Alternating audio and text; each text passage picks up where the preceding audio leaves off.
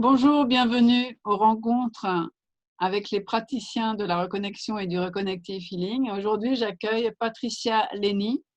Bonjour Patricia. Bonjour Caroline. Alors Patricia, comment tu es arrivée à la reconnexion et au reconnective healing et qu'est-ce que ça a changé dans ta vie, s'il te plaît?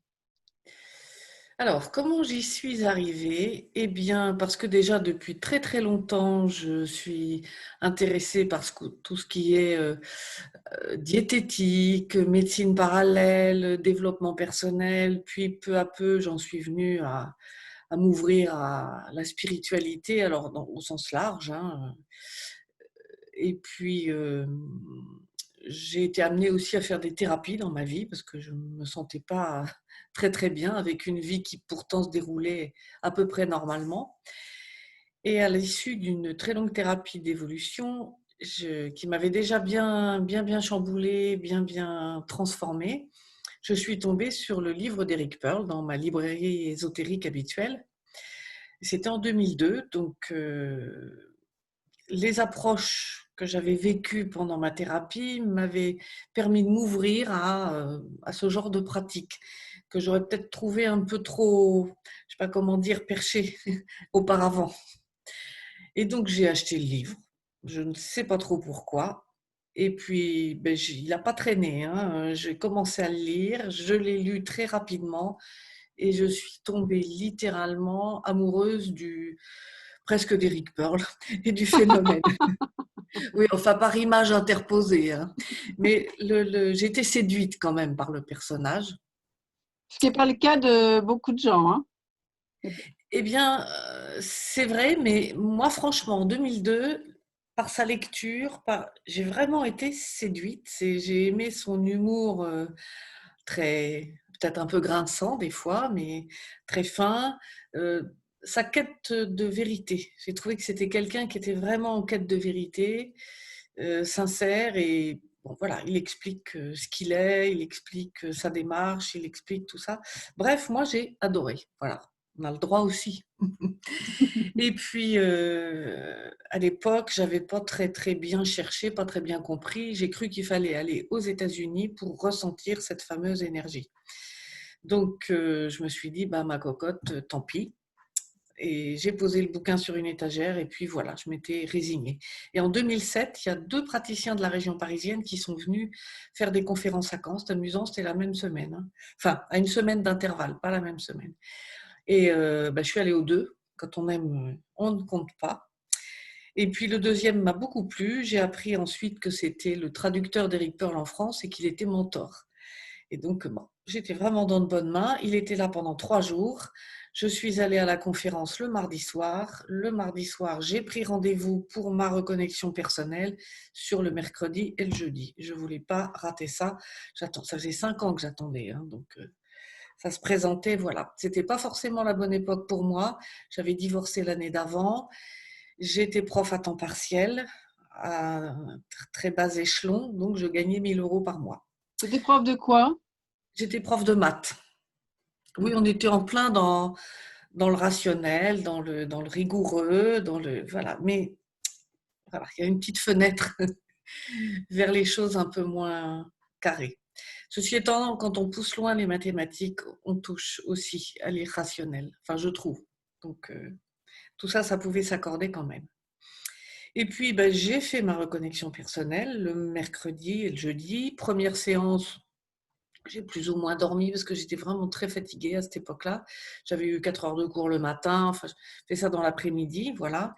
Et le jeudi, j'espérais quand même être un peu plus réveillée, c'est ce qui s'est produit. Et j'ai senti, moi qui ne sens presque rien dans les soins énergétiques en général, là j'ai vraiment senti des mains me prendre, comme on accueille un bébé à la naissance, me prendre au niveau de la nuque. C'était très ferme et très doux en même temps. Ça a duré assez longtemps, je suis incapable de dire, parce qu'on a les yeux fermés, on n'a pas le regard sur la montre, et puis on n'a pas trop la notion du temps dans ces moments-là. Mais pour moi, ça a duré plusieurs minutes, clairement. Et donc, j'ai vécu ça vraiment comme une nouvelle naissance. Enfin, ça m'a vraiment fait énormément plaisir de ressentir ça. Je me sentais bien. Voilà. Et puis, la veille au soir, donc après la première séance, et ce soir-là, j'étais plutôt euphorique, plutôt bien. Et puis 2-3 jours après, j'ai eu un petit down. Là, je me suis fait un peu peur. Je me suis dit: «Mince, c'est un processus à vie, qu'est-ce que j'ai fait?» Je ne connaissais personne qui avait vécu sa reconnexion personnelle autour de moi. Donc, comme je suis un peu peureuse, un peu voilà, j'ai eu quelques doutes, mais j'ai demandé un signe, je voulais être rassurée. Donc le signe est venu très vite puisque dès le lendemain matin, hein, le lundi matin, je suis allée chercher mon pain à la coupe et on m'a coupé un morceau, voilà, qu'on a pesé et on m'a réclamé 3,33 €. Donc là, j'étais contente, j'ai fait un grand sourire que la boulangère n'a jamais dû comprendre, mais ça fait rien, j'avais mon signe. Et puis d'ailleurs, dans les jours qu'on suivit, là, j'ai commencé à sentir un état beaucoup plus serein s'installer et pendant des mois, je me suis sentie presque en état de sérénité. Le mot sérénité, pour moi, je le place vraiment très très haut, donc c'était quand même pas en permanence à ce point, mais j'étais vraiment sereine dans la mesure où j'avais l'impression qu'il pouvait se passer n'importe quoi autour de moi, j'étais bien. Et Pour les ça, auditeurs qui ne connaissent pas encore la reconnexion, en fait, 333, c'est la vibration d'échange, donc 333 € que l'on donne quand on reçoit sa reconnexion personnelle. Voilà. Donc, c'est juste pour élucider ce que tu viens de dire. effectivement, sinon le prix 3,33 € effectivement doit paraître bizarre. Oui, j'ai oublié ça, c'est devenu tellement évident pour moi, mais tu as raison, merci Caroline de préciser ça, oui. Donc voilà, et puis donc je rappelle, hein, je gagnais 1 000 € par mois, donc 333 €, c'était pas raisonnable. J'avais quand même fait attention, je savais que je me mettais pas en danger, que je continuerais quand même à me nourrir et à être logée. Mais voilà, j'avais engagé gros et ça m'était égal. J'étais prête à sacrifier tous les petits à côté, tous les petits plaisirs. C'était tellement important, j'attendais ça depuis tellement longtemps, j'ai fait ça. Et en fait, une semaine après, je me suis trouvée à recevoir un chèque de 218 €, mais vraiment pile poil une semaine, hein. J'ai fait ma reconnexion le mercredi et le jeudi, ben c'était le jeudi suivant, 1er février. Je reçois un chèque de 218 € d'une somme sur laquelle j'avais tiré un trait l'année précédente, parce que légalement, ce n'était pas une somme qu'on me devait, mais humainement et moralement, on me la devait. Voilà, donc comme légalement, j'avais rien à dire, j'avais oublié ça, rangé dans un coin, et la personne concernée m'a envoyé ce chèque en me remboursant l'intégralité, sans aucune explication. J'ai jamais, je ne sais pas pourquoi, mais enfin pile poil une semaine quand même, ça m'a parlé. Et surtout que c'est quelqu'un que je ne côtoie pas, hein. C'est quelqu'un qui m'avait vendu un appartement. C'est pas une relation, c'était pas. Donc à la limite, il aurait dû me rayer complètement de sa vie. Enfin, on se rencontrait plus, on ne se parlait pas. Enfin, voilà. J'ai reçu ça. Donc ça, c'était le premier cadeau. Il se trouve que comme j'avais divorcé l'année d'avant, j'avais demandé aussi un temps complet à mon directeur dans le collège où je travaillais, parce qu'évidemment, les 1 000 € par mois, je ne pouvais pas continuer une éternité comme ça.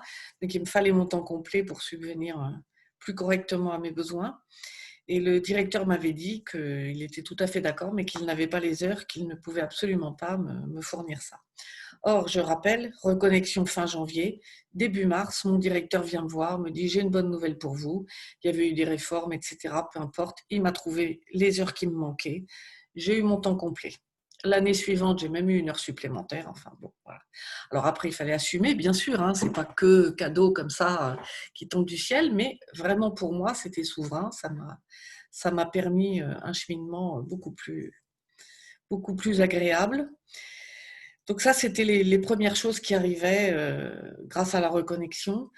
Après, c'est plus compliqué de dire parce que c'est un processus à vie, donc c'est toujours un petit peu délicat de ramener ce qui nous arrive comme étant en rapport direct avec la reconnexion, si on garde un regard un petit peu rationnel.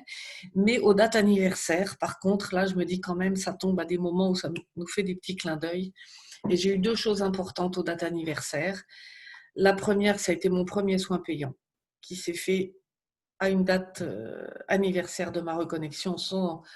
J'ai vu ça rétrospectivement, donc j'ai pas pu l'induire, j'ai pas pu le programmer. Enfin, voilà, bon, cadeau.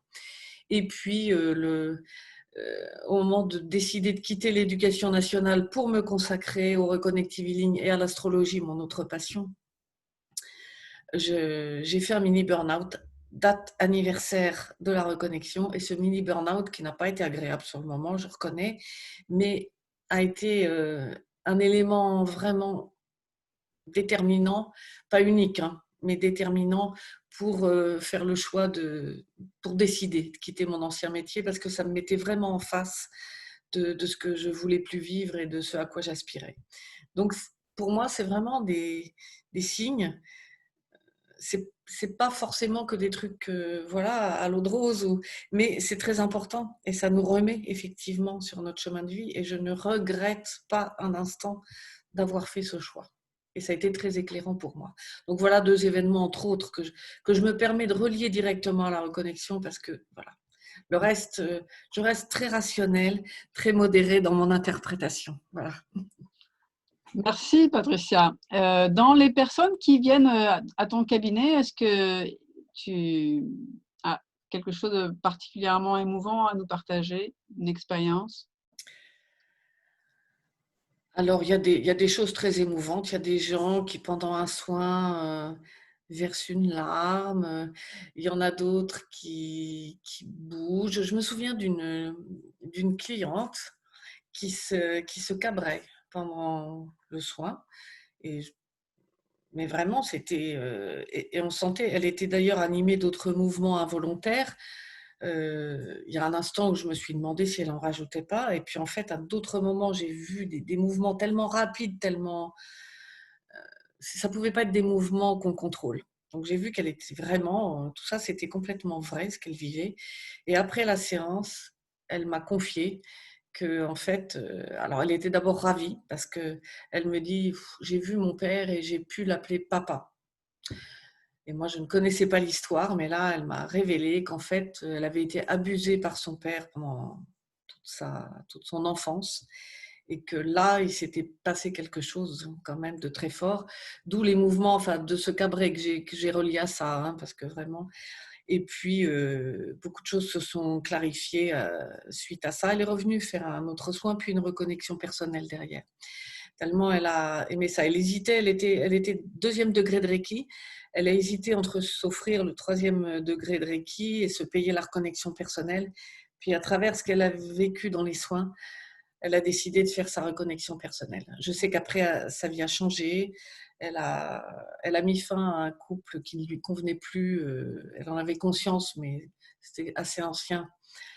Et finalement, elle a retrouvé un nouveau couple qui est vraiment comme ce qu'elle souhaite maintenant. Enfin, tout ça s'est arrangé dans le bon sens. Mais sur le moment, vraiment, cette interprétation de mouvement et cette révélation-là, de pouvoir appeler son père papa, en fait, c'est un vrai pardon qui s'est opéré pendant le soin. Donc ça, c'était assez Ouais. bouleversant. Ouais. J'ai eu aussi, pendant la première séance d'une reconnexion personnelle, une, euh, une jeune femme, hein, au bout de 10 minutes à peu près du début de la séance, a explosé en sanglots. Et vraiment des gros sanglots. Donc ça m'a un tout petit peu perturbée sur le moment. J'ai un petit peu arrêté, j'ai interrompu le temps que les sanglots se calment, et puis j'ai repris la séance de reconnexion. Et en fait, après coup, elle m'a raconté que c'était des sanglots de joie, qu'elle avait été transportée dans un endroit entouré d'êtres lumineux qu'elle ne pouvait pas vraiment identifier, mais qui lui envoyaient de l'amour, qui lui disaient on t'aime. Et c'était tellement émouvant, m'a-t-elle décrit, qu'elle en avait des sanglots de joie. Mm. Bon, sur le moment, j'aurais bien aimé être informée sur le côté joie des sanglots, mais voilà. Et c'est vrai que c'était quand même magnifique. Je sais que pour cette jeune femme, vraiment après, elle aussi a eu des mois vraiment de grande joie. Elle était en plein divorce quand on a effectué sa reconnexion personnelle. C'était un divorce compliqué qui traînait depuis des mois avec des choses qui bloquaient. Suite à la reconnexion personnelle, tout s'est débloqué. Elle-même a vu son attitude se transformer, l'attitude de son mari, ex-mari également. Et en fait, les choses se sont résolues simplement. Au niveau professionnel, elle a quitté un emploi dans lequel elle ne s'épanouissait pas vraiment. C'était un emploi alimentaire. Et elle a trouvé vraiment l'envie alors de se former à la sophrologie. Elle s'est lancée là-dedans. Elle a reformé un couple. Et enfin, pour elle, ça a été vraiment une ouverture extraordinaire. Donc ça, c'est des beaux parcours qui font du bien. Quand on nous relate ça, voilà. Par rapport à la formation du Reconnective Healing, est-ce que ça a changé quelque chose en plus pour toi de te former? C'est plus, ça n'a pas été plus marquant que ça pour moi.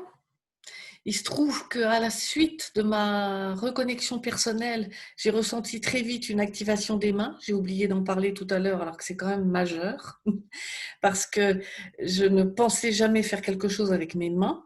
Et là, mes mains se sont activées, j'ai eu envie de faire du soin. Et en fait, j'ai revu le mentor qui m'avait fait ma reconnexion personnelle. Je lui ai parlé de ce phénomène et il m'a, enfin, je sais pas, testé. Il m'a dit, bah, écoute, essaye. Et j'ai commencé à essayer de faire du soin. Et en fait, j'avais déjà des résultats, des choses. Il se trouve que ça s'est marqué comme ça. Donc, la formation en elle-même, la formation de niveau 1, niveau 2, m'a confortée, m'a donné des clés aussi pour devenir praticienne, oui, parce que sinon, faire du soin, moi, je faisais un petit peu sur les copines ou dans ma famille, quoi. Donc là, ça m'a effectivement, comment dire, donné une assise pour passer à ce stade-là. En revanche, la formation niveau 3, alors là, oui, ça c'est beaucoup plus, quoi. Apprendre le protocole, pouvoir soi-même faire effectuer des reconnexions personnelles, ça c'est vraiment un plus très fort. Merci Patricia. Merci Caroline. Est-ce que tu as envie de nous dire quelque chose pour conclure, pour ajouter quelque chose? Pour conclure, je pense que si on sent quand on lit, quand on entend, quand on côtoie des gens qui ont approché ces fréquences, si on sent que ça nous fait vibrer, il faut se lancer, il faut essayer au minimum, faire l'expérience. Et je pense que quand on sent ça, c'est que ça résonne pour nous et il faut franchir le cap, il faut y aller. D'accord. Merci beaucoup et je te remercie pour cette interview et ton témoignage qui est émouvant. À bientôt. Merci Caroline aussi et à bientôt.